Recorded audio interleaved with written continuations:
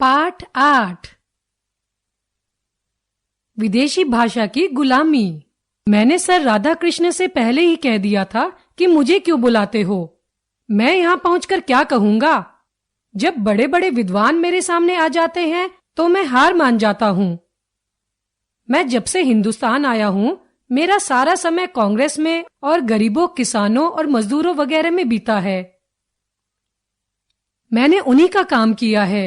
उनके बीच मेरी जबान अपने आप खुल जाती है, मगर विद्वानों के सामने कुछ कहते हुए मुझे बड़ी झिझक मालूम होती है। सर राधाकृष्ण ने मुझे लिखा कि मैं अपना लिखा हुआ भाषण उन्हें भेज दूं, पर मेरे पास इतना समय कहाँ था। मैंने उन्हें जवाब दिया कि वक्त पर मुझे जैसे प्रेरणा मिल जाएगी उसी के अनुसार मैं कुछ कह दूंगा। मुझे प्रेरणा मिल गई है। मैं जो कुछ कहूंगा मुमकिन है आपको अच्छा न लगे, उसके लिए आप मुझे माफ कीजिएगा। यहाँ आकर जो कुछ मैंने देखा और देखकर मेरे मन में जो चीज पैदा हुई वह शायद आपको चुभेगी। मेरा ख्याल था कि कम से कम यहाँ तो सारी कार्यवाही अंग्रेजी में नहीं बल्कि राष्ट्रभाषा में ही होगी। मैं यहाँ बैठा यही इंतजार कर रहा था कि कोई न कोई तो आखिर हिंदी या उर्दू में कुछ कहेगा। हिंदी उर्दू न सही, कम से कम मराठी या संस्कृत में ही कुछ कहता, लेकिन मेरी सब आशाएं निष्फल हुई। अंग्रेजों को हम गालियां देते हैं कि उन्होंने हिंदुस्तान को गुलाम बना रखा है, लेकिन अंग्रेजी के तो हम खुद ही गुलाम बन गए हैं। अंग्रेजों ने हिंदुस्तान को काफी पामाल किया है।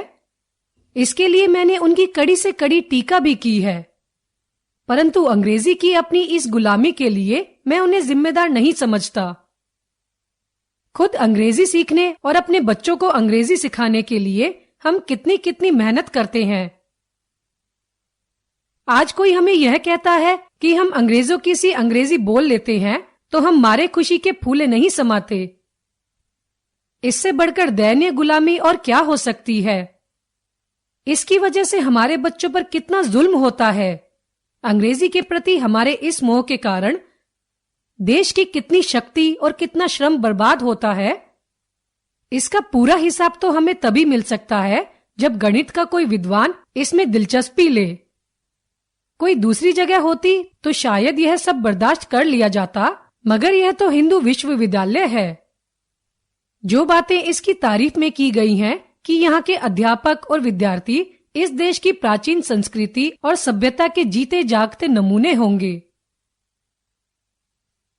मालवीय जी ने तो मुंह मांगी तनख्वाहें देकर अच्छे अध्यापक यहाँ आप लोगों के लिए जुटा रखे हैं।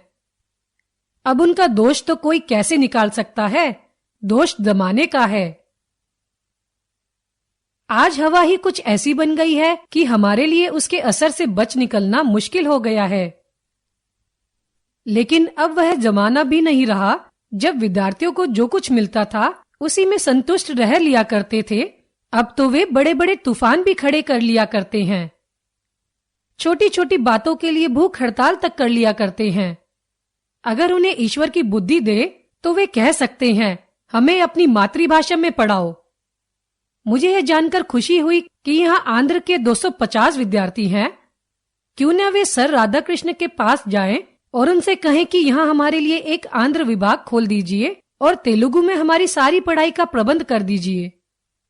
और अगर वे मेरी अक्ल से काम ले तब तो उन्हें कहना चाहिए कि हम हिंदुस्तानी हैं, चुनाचे हमें ऐसी जबान में पढ़ाइए जो सारे हिंदुस्तान में समझी जा सके, और ऐसी जबान तो हिंदुस्तानी ही हो सकती है। जापान आज अमेरिका और इंग्लैंड से लोहा ले रहा है। लोग इसके लिए तारीफ करते हैं, मैं नहीं करता। फिर भी जापान की कुछ बातें हमारे लिए अनुकरणीय हैं। जापान के लड़कों और लड़कियों ने यूरोप वालों से जो कुछ भी पाया है उसे अपनी मातृभाषा जापानी के जरिए ही पाया है, अंग्रेजी के जरिए नहीं। जापानी लिपि बहुत कठिन है, फिर भी जापानियों ने रोमन लिपि को कभी नहीं अपनाया। उनकी सारी तालीम जापानी लिपि और जापानी जबान के जरिए ही होती है। जो चुने हुए जापानी पश्चिमी देशों में खास किस्म की तालीम के लिए भेजे जाते हैं।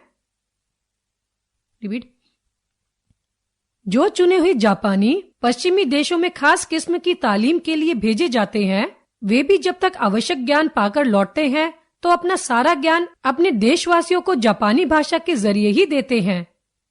अगर वे ऐसा न करते और देश में आकर दूसरे देशों जैसे स्कूल और कॉलेज अपने यहाँ भी बना लेते और अपनी भाषा को तिलांजलि देकर अंग्रेजी में सब कुछ पढ़ाने लगते, तो उससे बढ़कर बेवकूफी और क्या होती। इस तरीके से जापान वाले नई भाषा तो सीखते लेकिन नया ज्ञान न सीख पाते। हिंदुस्तान में आज हमारी महत्वाकांक्षा ही यह रहती है कि हमें किसी तरह कोई सरकारी नौकरी मिल जाए या हम वकील, बैरिस्टर, जज वगैरह बन जाएं।